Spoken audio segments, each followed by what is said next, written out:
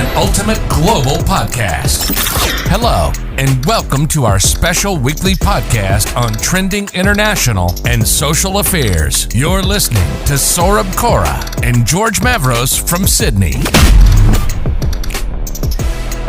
Well, welcome to another exciting episode of the Ultimate Global Podcast. And this is a special series of episodes that we are doing on jobs and workplaces. We have already done, I think, 2 episodes in this series, and I think this is going to be the third one. This is, in fact, based on one of the books that we are talking about here. The name of the book is Beyond Agile, How to Run Faster, Smarter, and Less Wasteful Projects. And we've got the co-authors of that book, Paul Scott and Andrew Walker, joining us for this episode. So just to give a brief, that this book is the story of a company that's called 3 Weeks, but it is also the story of a few people who are trying to effect change in the way we create products without reinventing the wheel. Now, I'm sure that Paul and Andrew will be in a better situation to describe about this topic and this book. But before that, if you can just describe yourself and introduce yourself, Paul and Andrew, that's what we do with each of our guests. So go on with your 1-minute introduction, and your timer starts now. Andrew,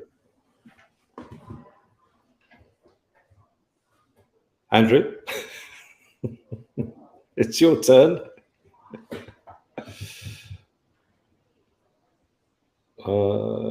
I think you're on mute, Andrew. That's even better. Genius.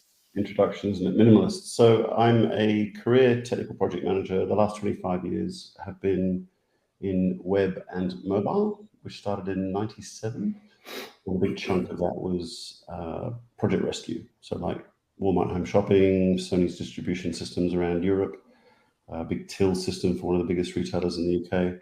So just picking up other people's mess and trying to fix it. And then more recently with Paul, a business that we built, sold, I think we sold it in 2018. Mm-hmm. I'm going to say that it was created out of desperation because the work we were getting from the rest of the market was not autonomy, not purpose, and not mastery. Does that make sense? Using Dan Pink's words. And I think Paul and I are both moving on doing very similar things now.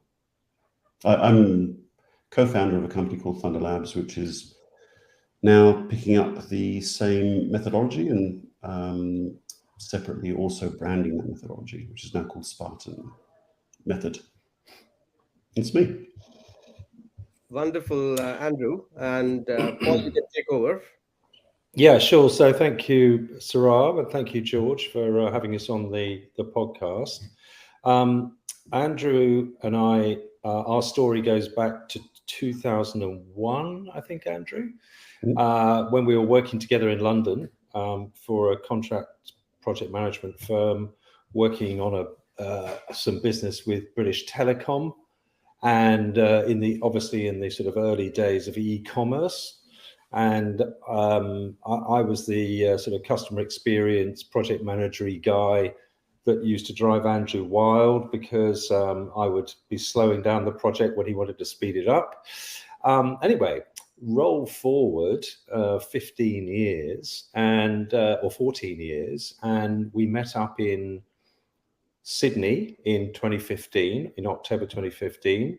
I was working with Dimension Data then. I'd been working with them for over 10 years in a customer experience practice, setting up customer service operations all around the world. And over a slightly drunken lunch, Andrew said to me, "You could be my CEO." And I said, "I have absolutely no idea why you think that, Andrew. I've never been one." But we after a period of about 3 months, we agreed it would be a good idea for me to try it out.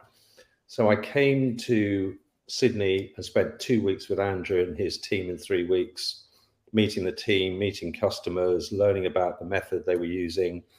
And I was just blown away by what was happening with their customers and the impact they were having with this very fundamentalist form of Agile, and decided to give it a go. So I handed in my notice at Dimension Data. I sold my apartment. I said goodbye to my kids. I sold my prized possession, a Jaguar XJR, and jumped on a plane and came to Sydney. So we started working together on the 15th of March 2016. And as Andrew said, 2 years later, we sold the business for an exorbitant sum of money. And we then spent an interesting year with the acquiring company, which really resulted in both of us having a bit of an epiphany and realizing that actually we'd be better off doing our own thing again. So we went off in slightly different directions at that point. As you know, Saurabh, I ended up after a couple of consulting assignments working with David Cleland at Evergreen Digital, and have had a wonderful couple of years working there with him. We sold the business to LMS 365 in September last year, and I'm now general manager of that business in Australia and New Zealand, and very happy to be here. Well, thank you so much, Paul and Andrew, for that exciting introduction. The two fancy terms that businesses had heard in 2020, I thought were COVID-19 and Agile. But here comes a book where they're talking about beyond Agile. And when I studied about this concept of 3 weeks methodology, it said define our contract in terms of business outcomes, not functional scope. That's step number one. Then it said implement the solution gradually, right from the beginning of the project. And then it said work with the users, understand their needs, not the businesses. I'll leave that up to you, Andrew or Paul, um, to describe that in detail. What do you mean by that? Those 3 steps. Do you want to break it down for us or explain that overall? I'll give it a go. Yeah, you better, Andrew. Yeah. So what's interesting about Agile, so when we say Agile today, what we really mean is Scrum. So what everyone is doing is Scrum, which is only actually 1/4 of what is available today in the world. So let's just talk about Scrum. The idea of running a Scrum project is a little bit worrying to many business people. They say, if I'm going to do Agile, Scrum, then I'm basically giving up any form of governance. Okay, the big criticism. So in IT, we love Scrum. It's fantastic. We just get to chat. We get to stand up every morning. We get to talk about chickens, pigs, all sorts of ceremonies that are related to Scrum. If you ask the question to a business person, is IT any quicker as a result of Scrum? They will generally Agile. I can introduce you to at least a dozen executives. The only dozen executives that I know will all say, no, it's no faster. And the reason it's no faster is we're still governing Agile projects as if they were traditional projects. And really 3 weeks came up with a way of breaking that mold. So someone might say to me, I want to replace the onboarding system for my company. We would say, well, that's not really a goal. That's not really a business outcome. The goal of that replacement is to reduce the amount of time it takes to onboard a customer or onboard the same number of customers with fewer employees. That's what we mean by outcomes. So we figured out a way to not spend a whole bunch of time writing documents to try and govern an Agile project, but to find another way that you could govern a project, because you could run a pilot or you could run a project for 18 months and you could say, have we reduced the amount of time it takes to onboard a customer? Or have we increased the number of customers we can onboard with the same number of people?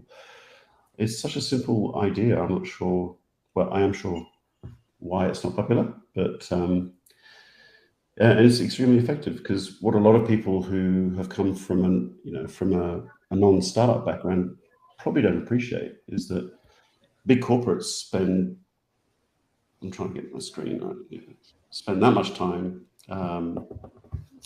before the project starts, and then they spend just a little bit of time in the project. a lot of people don't appreciate how much time is wasted before the project starts. So really what we're about is an alternative governance model. Like, how do we govern an agile project? And once you do that, you then take some chains off. There's a great graphic on smartermethod.com. If you just scroll down below the fold, there's 2 centurion gladiators, and they're in chains, and they're like, maybe instead of doing more agile training, we could just take the chains off. Would that be a good idea? And that's really what we're about. We're about finding a way to take the chains off a team, but still give the executives a way of saying, are you on track? Are you delivering what we need you to do? Instead of using a bunch of documents to do that, we just use a metric. Hopefully that makes sense. Oh, absolutely. And I think that's also the kind of structure which a lot of organizations are feeling more popular. Now, one thing that I can really link here is nowadays, the hierarchical structure is not somewhat which is popular, isn't it? They want it to be more hybrid structure where there is no hierarchy being followed in an organization, which was also kind of taking a lot of time in some of the cases. Isn't it, Paul? Yeah, I think just following on from what Andrew was saying as well, I mean, if you go back to the original Agile Manifesto from 2003, I think it was, there were 4 core values in that that the group of people who came up with Agile were trying to get people to understand. The first was to focus on interactions, not processes. You get bound up thinking about processes, and it basically just extends the time it takes before you start doing something. Start by creating working software, and everything about 3 weeks was about delivering, and the method, which is now part of what Andrew's doing, the method was all about getting a bit of software working in front of a user within a matter of hours rather than days and weeks. And focusing on customers, on end users, not letting analysts, security people, project managers, product managers get in the way. Engage with the people who are going to be using the tool or the product that you're trying to create from day one and throughout the period of the project, and you will remove a lot of the miscommunication. That's it. We've lost Paul. That goes on. Pardon me? You just broke up. Can you hear me? Oh, sorry. Responding to change, not getting stuck in a plan, and putting aside the need to have a project plan broken into 1,000 tasks before you can actually start doing the project. So one of the things that kind of typified the way that we work, the way that I'm sure Andrew's moving forward, is that the commissioning of a project usually started with a 60 to 90 minute session with the end users to determine what outcomes they were trying to achieve with the business owner. And then using that information, break it down to the first thing that we were going to deliver within a period of hours. Oh, absolutely. By the way, your internet was fluctuating a lot, Paul, in between. But that's fine. Do you want me to just turn my camera off? Yeah, we got the gist of what you were saying, but Okay. That's fine. You can just keep your camera turned on because we want to see your camera. We want you to be in the camera. He might not be George Clooney, but he's still good looking enough to have his camera on. Yes, I think we should have. I think we should have the camera on. Yeah. Okay. All right, I pass on Thank to you, you, George. George. I'll pass on to you, George, for any questions. Yeah. So for people watching this, why is this any different to what's been happening before, except you've just put the urgency of 3 weeks into it? Question 1. And question 2, a lot of people would say, why 3 weeks? Why not 2? Why not 4? How did you come up with this goal of 3? Off you go, Good Andrew. question. I like it. I'll take this one, Paul. We'll tag team. So why is it different? a waterfall project, so traditional project, will be months before it does its first release, and its first release will always, in almost all situations, be its last release. They do the release at the end of the project. So if you've got a 12-month project, you're in production at the end. You do Agile in the middle, actually, if you want. It's fantastic, but it doesn't change when humans receive the product. And all humans receive the product at the same time, which is very risky, right? It's like, that's why we spend so much time making sure we haven't made a mistake, because Yes. I've got 1,500 agents bringing students into my university. I don't want to release a product to 1,500 agents all at once, right? Or if I do, I want to make sure that I've got it perfect. Right? And the reality is with Agile, for the reasons I was describing earlier on, the same thing happens. Paul mentioned the Agile Manifesto, which very clearly states that it's about working software. In 99% of Agile implementations, that's interpreted as meaning working software in test. Okay, so I've worked with two of the signatories on the Agile Manifesto, and I can guarantee you that's not what they meant. What they meant was working software in production, in use by real humans.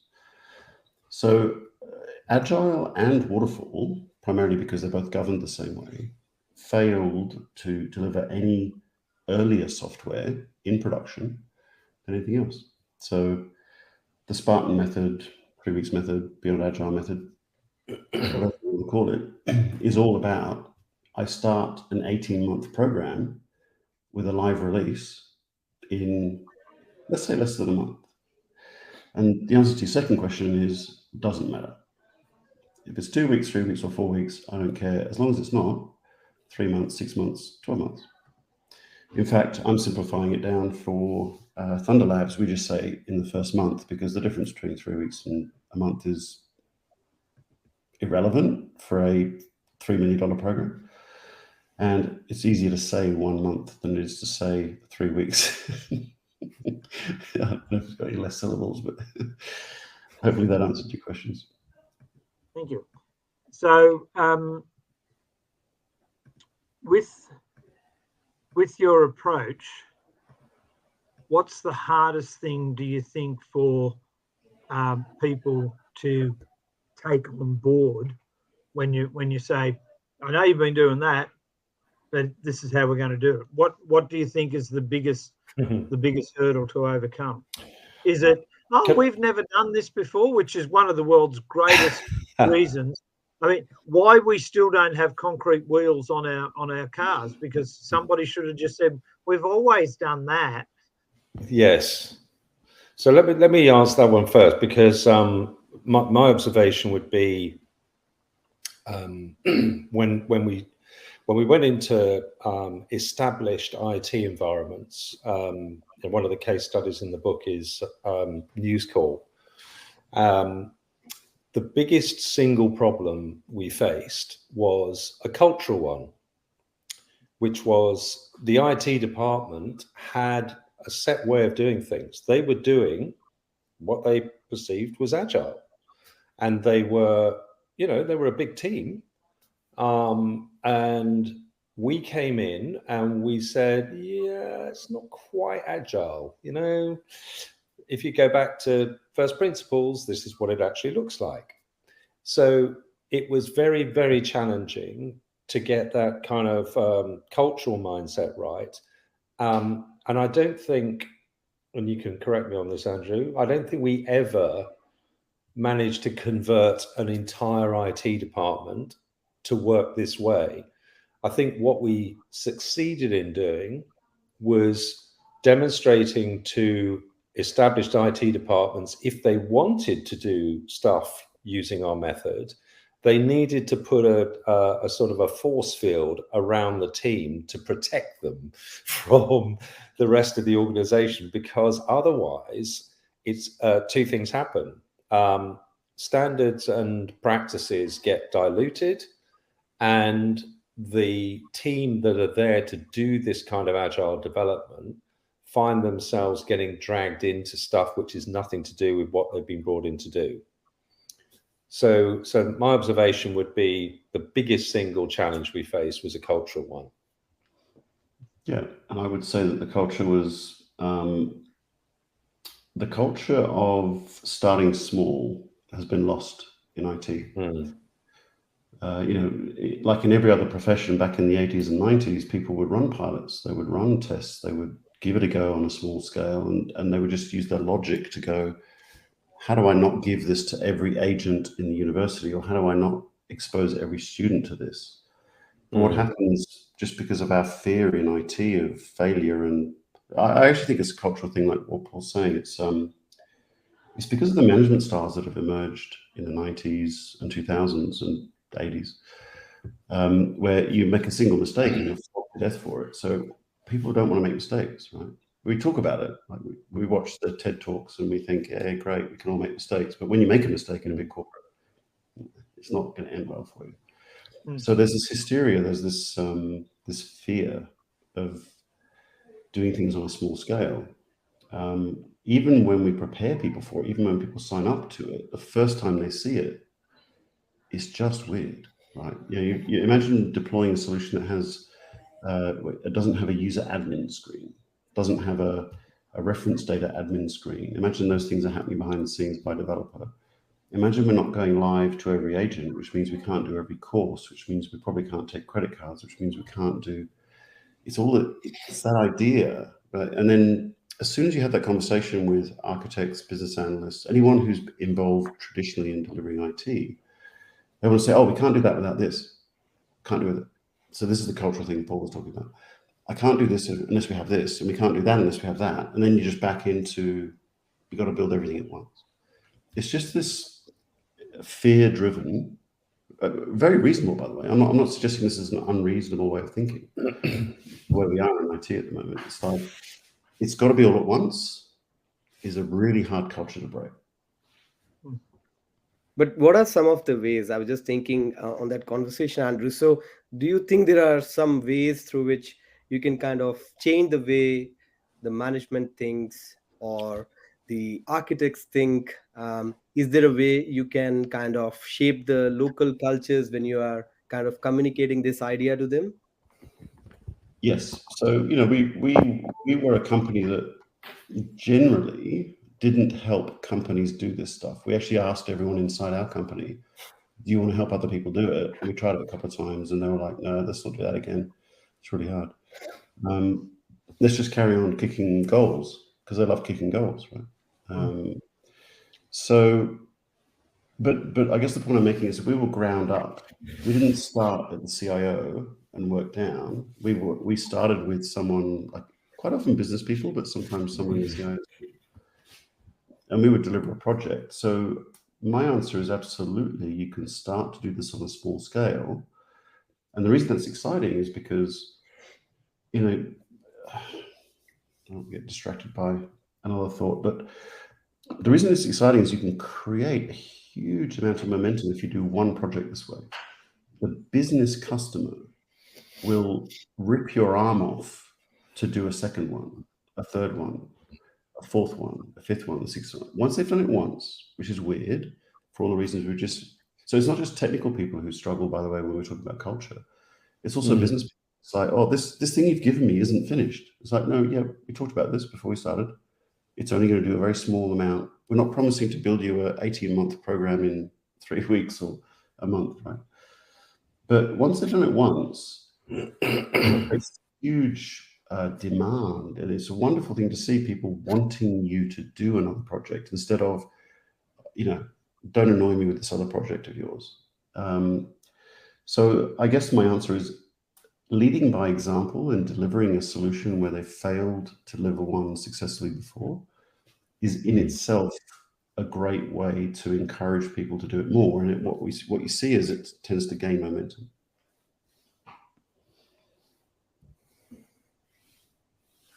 Thank you so much for that answer. You had any follow-up question on that, George? I'm just going to make a couple of comments.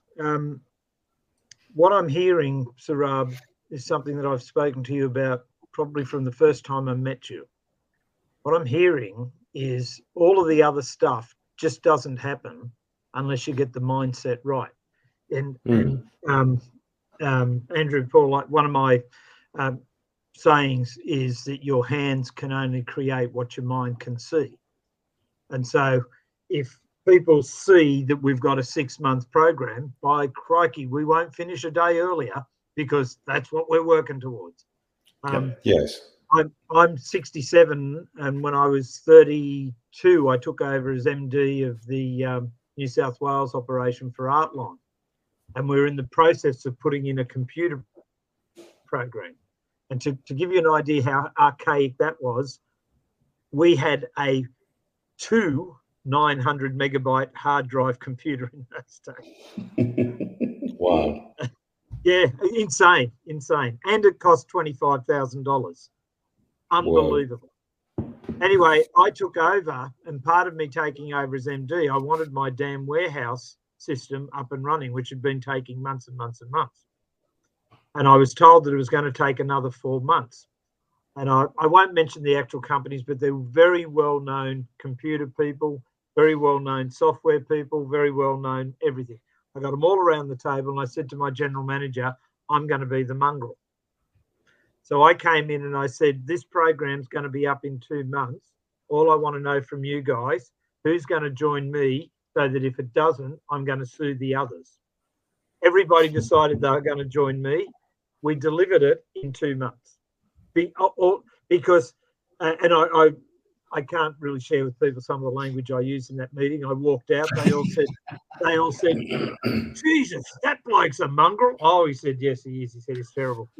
But it was just, it's that shifting of mindset, isn't it? And if you don't get management to shift, you've got no hope of the others following. Yeah. And I mean, we did over 200 projects together in just over 2 years. Every single one was the result of there being somebody in the leadership team or in a senior position in these organizations who was prepared to take a risk. They were doing something that had never been done before. And it was a risky decision from their perspective. You know, their peers were looking at them saying, are you sure? This doesn't make any sense. And, you know, all of our projects ended up with an outcome that we would have documented at the beginning. So they were successful, but it was a massive risk for a lot of these guys who were either career IT or career business people. Yeah, and I would say not a risk in the traditional sense of project risk, just a reputational risk, because they were doing some additional risk. Absolutely. Yeah. Well, if either of you two, and I'm sure you probably have, if you've worked with a government, and in particular local government, the first question is my butt covered? The second question is my butt covered? The third question is, if it's not, who do I blame? Right.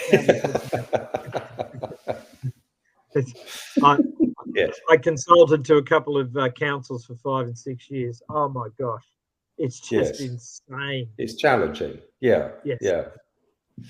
And then you find that champion, and he's the one he or she is the one that actually they see it, bring the rest with you. Totally. And we've got a catalogue of projects that fit that description. Yeah. I think for me, the biggest sign that we were succeeding was that we had, our lead client that did 70 projects with us. Our second biggest client did 50. That's a lot of projects. Yeah. You don't, and they're the two clients that we actually first experimented with trying to get their teams to do this. And it amazes me that it actually worked for as long as it did, because we with both organizations, we went in saying, look, this is an experiment. I'm not 100% convinced it'll work. But, we were at the 2-year mark before they had the first bit of turnover in that team, which was pretty impressive, I think. But expected, because the organization changed around them and they took away some of the autonomy that they should have had. They started lumping on, additional responsibilities, giving them part-time gigs. These are all the things that you don't do if you're in a Spartan team.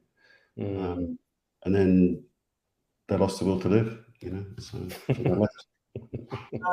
So for those people watching this that are not necessarily in the IT development and they're not the techos, what's the benefit of them reading the book? Is there transferable skill? Is there transferable knowledge? Is there transferable, if you teach me how to do 1-on-1, I can decide whether it's elephants or bananas. Or do I get lost if I can't do dots, dashes? Great question, George. And I certainly, speaking personally, and I don't know whether Andrew agrees with this, but the motivation for us in writing the book, or for me personally, was to debunk some of the misunderstood aspects of Agile, and to try and provide people with the tools to think about how they can apply that approach to all areas of business. Because I think we come across Agile in every aspect of our operation. It's not just IT. It can be in HR. It could be in production.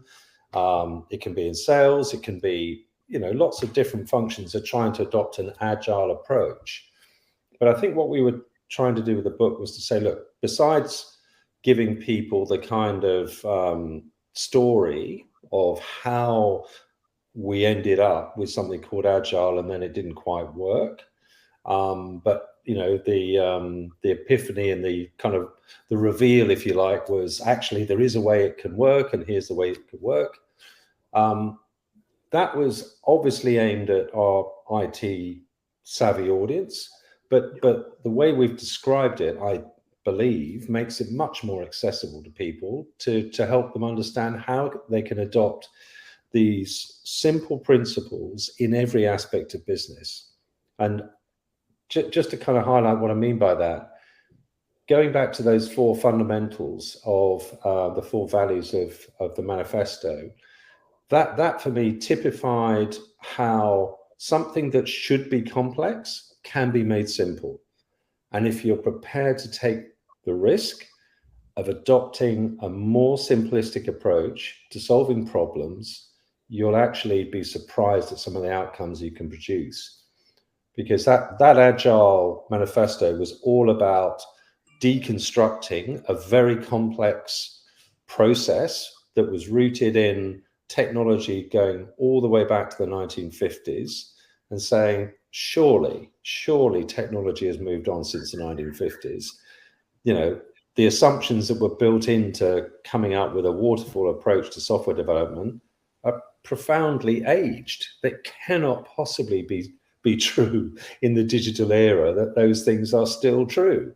So I think that's what we were trying to do with the book, was to give people access to the core principles of Agile and ask the question, how could you apply that in your work, in the role that you've got, in the business you're in the function that you're fulfilling? Because things have moved forward, and let's see how you can apply that stuff to what you do. I think it's I would give credit to Dan Pink for helping my thinking coagulate more clearly since 3 weeks. So we move on, we look back and we go, you have some light bulb moments from the past that you probably didn't realize at the time. And certainly there's a lot of that in 3 weeks for me. 90% of it was just, we had an idea, the idea stayed the same all the way through, and it was amazing. It wasn't easy to try and sell work that way. It was sort of, that was a challenge. But delivering the work that way was extremely reliable. And I didn't really realize until, years later, after Dan Pink had done his autonomy purpose mastery video, that I realized that really it's that basic theme that we were applying to IT. Okay, so we're saying, what has to happen today? In my case, it was create a new company. But what has to happen today to give the power to the people?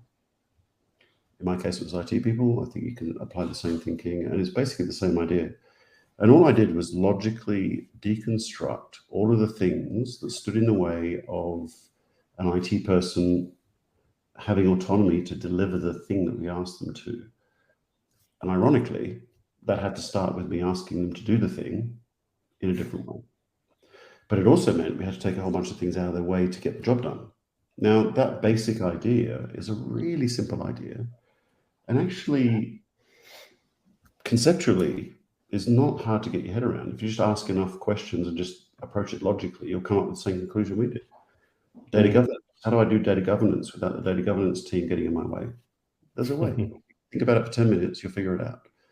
And I think that is where it goes cross-domain. And IT becomes irrelevant, is a team full of happy people is so much more fun. And the only way to get happy people is to give them autonomy. The only way to give them autonomy is to change what you're doing. And that's where we end. So, in the first episode of Jobs and Workplaces, I'd invited a podcaster from Sydney. His name was Simon Banks. We talked on the topic of curiosity and creativity um, driving innovation at workplace. And I think that topic is also pretty much linked to what we are discussing right now, isn't it? Because if you are creative enough to do things and think differently, you'll be happy to accept the idea that a project which can be done in 6 months can also be done in 2 months, can also be done in a month. If the way you think changes, or if the way you are doing the things kind of is done more creatively, isn't it, Paul? Yeah, look, I think that's true, Sarah. But I think what we proved with the method that the Spartan method, which is what it's now called, is that if you can demonstrate to the problem owner that there is a simple way to solve the problem once, from end to end, without necessarily having all of the mechanics in place to complete a process. If you could do that once in a digital form, then it's quite possible to do that several times. And what I mean by that is the case study in the book is one of the case studies is News Corp, and the problem that they were trying to fix was moving their classified advertising online, because all of their 150 odd publications at the time took classified advertising over the phone in call centers. And it was a very lengthy, inefficient process and probably wasn't making an awful lot of money. So the ask, and they've been trying to do it several times, was to digitize that process and get it online. And they started the project, what was it, Andrew, twice, I think, with big consulting firms. And on both occasions, it hit the buffers when they got to the requirements gathering stage, because that's as far as it got. You know, the board were presented with the cost of implementing this phenomenally complex system and just said, no, you're going to have to come up with a better idea. And even then, you know, they'd spent probably millions of dollars on requirements gathering and initial design work. So we were given the opportunity to try a different approach. And our approach was taking the 3 weeks method, which just said, give us one user, give us one advertisement, give us one publication, and we will basically build end-to-end that process digitally, using human APIs in between to fill in the gaps, to demonstrate that it can be done. And having done it once, then do it a gazillion times, whatever the number was. But what we succeeded in doing with our pilot was to demonstrate it could be done without having to gather requirements for 154 publications and, you know, literally millions of different versions of ads that could appear in these publications. And that product is still being used today. It's called News Ads, and it's online. So it stood the test of time. It went live in 2017, 2018, and it's still being used. And it basically dispelled the myth that in order to deliver a really complex solution in digital form, you were going to have to take years to do it. You were going to have to involve an army of people to gather requirements and do the initial design work. And then you would have to go through a very long and complex process to actually deliver the solution. So we kind of proved that by taking a risk and taking a more innovative approach, it is possible to deconstruct some of these intangible big problems. I would I'd add to that the question, Srab, was around curiosity, and I'll say creativity and curiosity. I actually think that all humans are curious and creative. I think what happens though in corporate, and this is where context matters, right? Paul and I always come from the perspective of digital, number one, and corporate, number two, because that's the life we've led. The issue in those environments is that that's been beaten out of you. So yes, of course we believe in those things. I fundamentally believe in those things. The basic idea that created the success for the telephone base. So imagine you're trying to put a physical advertisement in a paper, like it's got a square box around it, it's got some text and it's bold and it's got a picture in it and whatever. And you're trying to explain that to someone over the phone, right? Oh, hi, I want to be on the left-hand side at the top. I want it to be this. Oh, and they like you, if you're just running blind, you're on the telephone. And that's how all ads were taken in the classifieds. Now, I guarantee you that someone had been curious, that someone had been creative and went, I wonder what it'd be like if you just had because everyone's got a mobile phone now. We're in 2014 or whatever it was when the project started. Everyone's got a mobile phone. How would it be if we just could see it being built on our phone? Now, that idea, that curiosity, that creativity had happened before. All that we did with the Spartan method was to create an environment where you could water that and it would grow.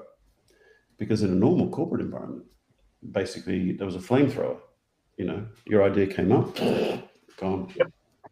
Hysteria and fear basically killed that idea. And that idea was live in less than 4 weeks, right?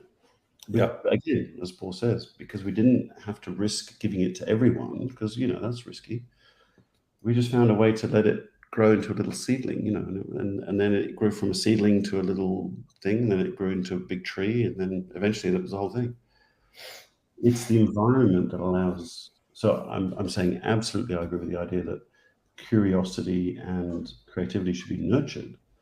I just think in 99% of corporate environments, back to our first comment about culture, that's not what happens. Fear and hysteria kill ideas if they're going to be on a small scale. And I don't blame anyone for it. It's just the way that IT has happened, the way that we've grown up, the way that the corporate environment has evolved. It's the way it is. But I do think we can fix it. Yep. Might be interesting to know, Andrew. So what is the vision now moving forward?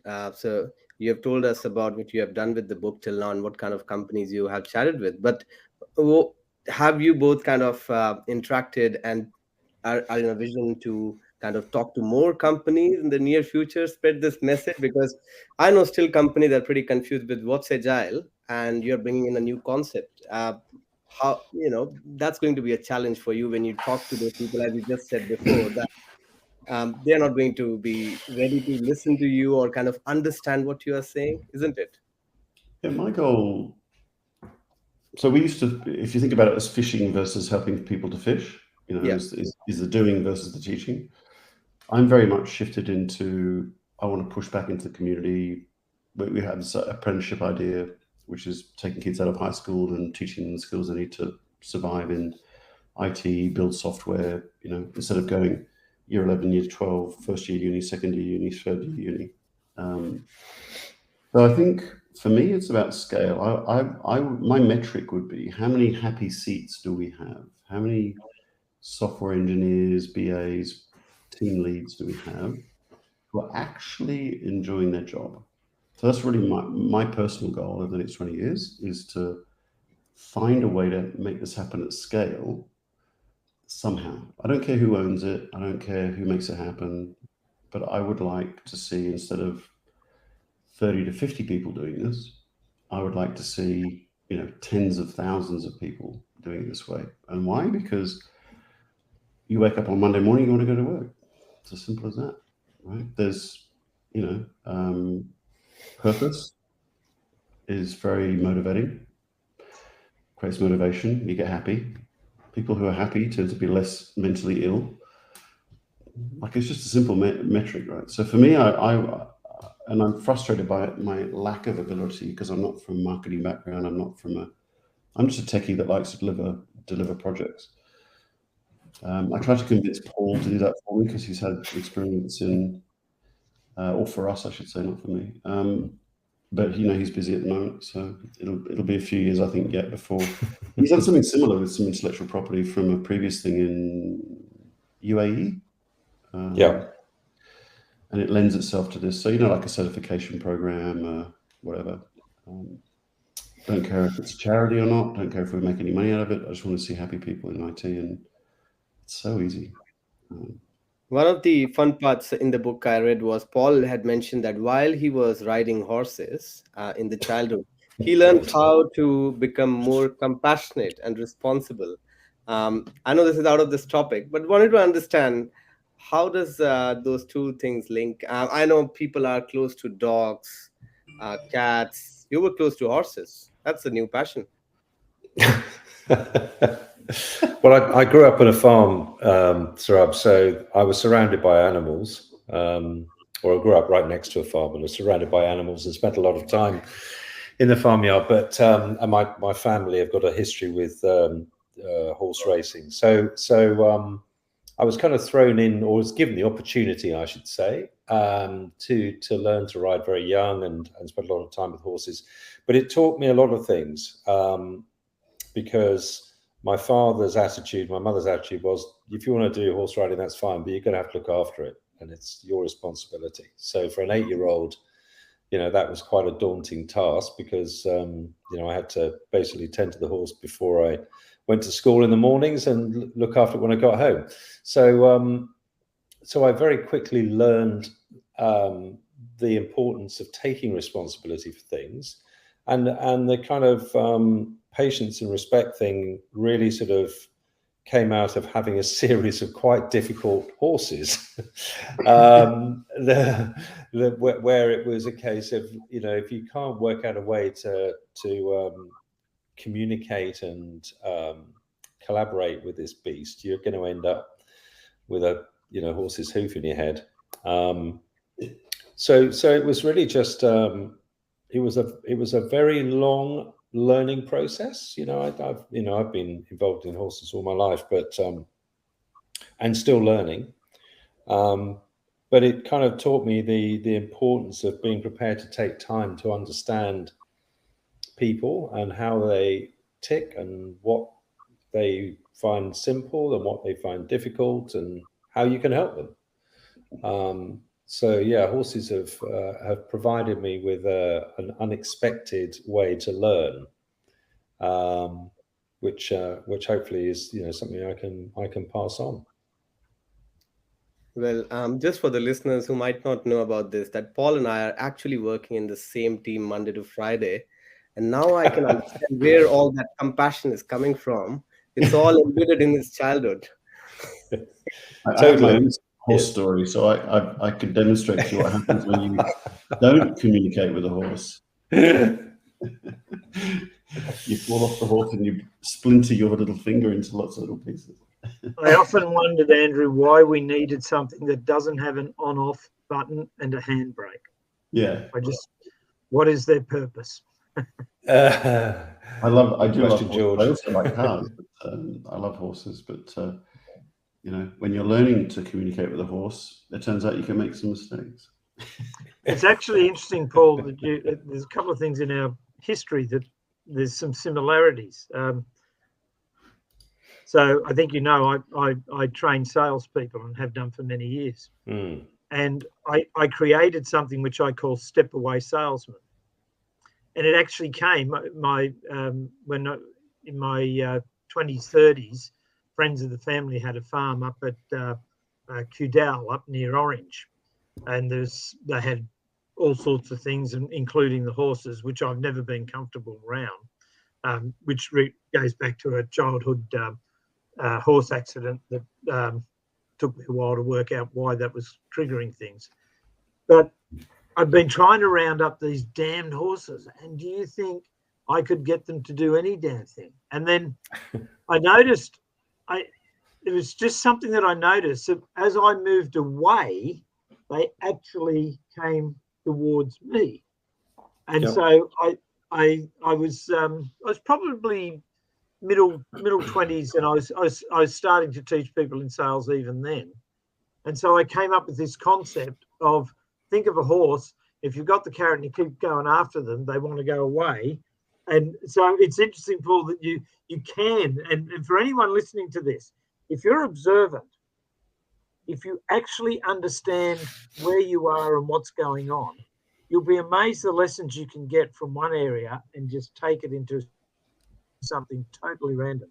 And from that day forward, I created what I called the step away salesman. And it's been a very successful technique that I've used for many, many years since. So I do have some liking of horses. Very good. Good. Well, if you take some learnings from my last tax return and apply them anywhere else in your life. Excellent. Sorry. Very good. Well, no, I didn't mean to trivialize what you're saying. Sorry. No, that's okay. We all agree. Yeah. Well, thank you so much, Paul and Andrew. I understand that we've got limited time for today. We would love to have you for 3 or 4 more hours, because we can have endless questions, but we are mindful of the time. And thank you so much for your time. I really appreciate that.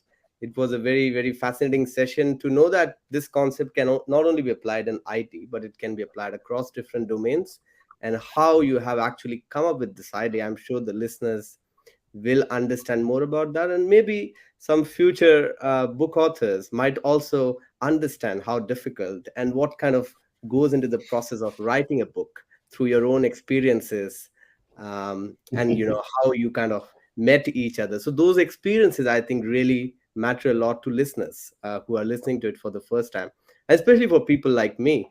I would love to do something of this sort 20 years down the line. So it's a good idea that you have given me, which I'm definitely going to think about.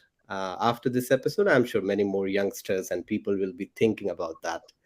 And we had invited, by the way, with the horse incident, we had invited somebody called a lady from the Be Kinder Foundation in an episode of Charities.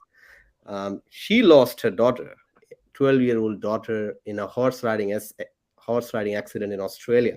So it can be pretty miserable at times, that you can also lose a life in that way. But anyways, thank you so much, Paul. Thank you so much, Andrew. Any final comments before we go? How are our supporters going to find this book, and how do they go about getting it? I'll make Good question, George. I'll make sure that I drop it in the comment section. Yeah, do, Saurabh. So it's available on Amazon and Booktopia, and I think Waterstones. I think that most of the online bookstores you can get hold of a copy. This is an Ultimate Global Podcast. Hello, and welcome to our special weekly podcast on trending international and social affairs. You're listening to Saurabh Kora and George Mavros from Sydney.